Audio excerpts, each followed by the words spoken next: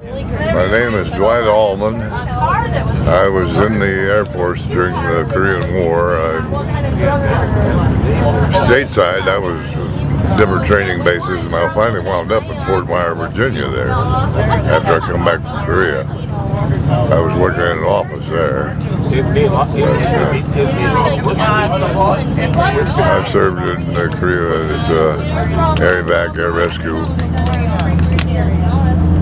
Nothing I think is overexciting, you know. But to tell you the truth, I didn't make many friends in Korea. It was one of those deals that he might be here today and I'm gone tomorrow, you know. So most of my friends in the service I made friends after I came home, you know. In fact, I, over the years, have kept in contact finally with only two, and one of them just passed away about 3 weeks ago down at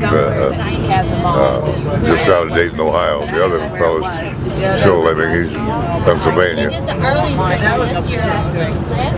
one of those things. We were buddies while we were together, but then everybody had their own thing to do after we got out, you know. I worked as a salesman for a while. I grew up on a farm or a ranch, whatever you want to call it, down in southern Kansas, and I knew cattle, and I worked as a cattle feed specialist for a feed company. Then I was married, and I did spend an awful lot of time on the road, and my wife got all ticked off about that, so I got off the road and became a Kansas City police officer. Oh. And I was a police officer for 14 years in total. And after a while, I was a supervisor. Went to work one morning and the lieutenant says we're getting some speeding complaints along this park. And it was in a rather affluent section of town, you know, tennis courts and all that kind of stuff. He said, why don't you put a radar unit out there? If they're speeding, sign up a few. If they're not, go put them where you want them. So I gave him about an hour and a half. I went by. Both officers were out writing citations, so I walked over to the unit. 25-mile-an-hour street, 30, 31, nothing to worry about. And then all of a sudden, 60. Oh, this gentleman and I is probably going to have words. I stopped him, multi-millionaire contractor, and he informed me right off the bat that he was too important to get a damn traffic ticket, and that I was holding him up from getting to his office. Well, I wasn't going to argue with him. I just got the old ticket book and signed him up. All it said at the bottom of the ticket was, I promise to pay this citation or appear in court, you know. He had his window down part way, you know. I handed it in and I said, will you sign this right here, please? Up on his electric window and down on his foot on his foot feed and his new Oldsmobile. And I suppose probably 3/4 of a block later I got off. Wow. And it almost tore my arm off. That's why I got arthritis today in that shoulder. And tore this completely out of my spine. I had to have back surgery and fused together back there. All right. I'll wait for that. 8 months and 10 days later, when I finally went back to work, I was no longer a traffic supervisor. They didn't break my rank, but I was having to read every single offense report written by the police department, because the FBI says each report has to be classified a certain way. Every 3 months I was up in personnel. I said, I'm a cop, not a secretary. Put me back on the street. Oh, you chase your share of speeders, you wrestled your share of drunks over the years. Enjoy your job. Well, I didn't enjoy my job. About that time, I had a brother-in-law up in Wisconsin there.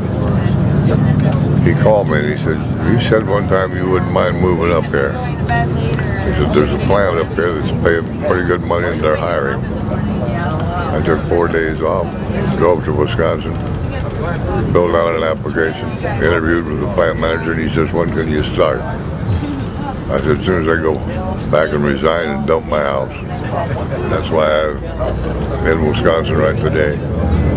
I was with that company probably 14, 15 months, maybe. I don't think I was there a year and a half. Anyway, went to work one day and the plant manager said the operations manager wants to see you. And I thought, oh God, what did I do wrong now, you know? He said, keep it on your hat, but the plant manager, this fairly new plant, had resigned. And he was going to take a job in Elgin, Illinois as the head of maintenance at the hospital.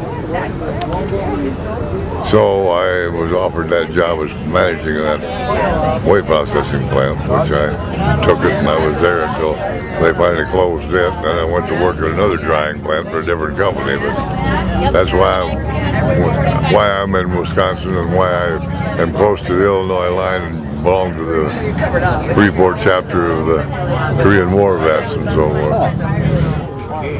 We don't talk overly about the bad things. We do talk about the fun things. And, you know, it's just something guys can get together and shoot the breeze and have a beer. And, you know, it's something that you don't do in a combat zone, put it that way. You know. I was stationed in Washington, D.C. when I came back from Korea. So getting the chance to go back and then see this traffic mess like we're in now, which they didn't have back then, you know. But, and they built the Korean War Memorial. I flew from home to Washington and to the dedication of that in '95. I had my son that was in the Air Force. He went to school at Andrews Air Base there, just out of Washington. So I laid a wreath when I was down there then. This afternoon I laid a wreath again because I left some friends in Korea, you know, so I figured, well,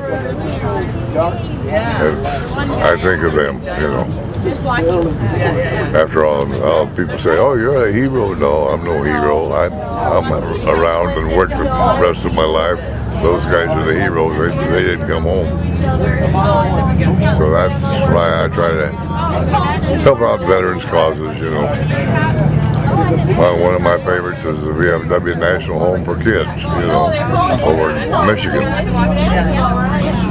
Some guy right now, he got killed in Afghanistan, and his wife had a couple of kids and didn't know how she's going to support them. If they had a place, they could go to that WWII National Home. You know, they have their own grade school, high school, and everything there. So every once in a while, I get something. We'd like a donation for this cause or that cause for the National Home. You bet I'll donate to it, you know. I don't think I'm a hero, so I don't put much. But the last time I was down there, we got in late and at night, and there was a big crowd at the airport, you know. And this one lady, actually, she told the truth. She was probably my age. She said, you know, when the guys came home from World War II, little towns even had parades for them, you know, and stuff. She said, you guys from Korea came home, you either went to work or went to school, nobody hardly missed you. She said, so welcome home 60 years late, you know. And that made me feel good. Yeah, that really did. Other than that, at my age now, I live a quiet life. I like to fish and hunt, you know, and stuff.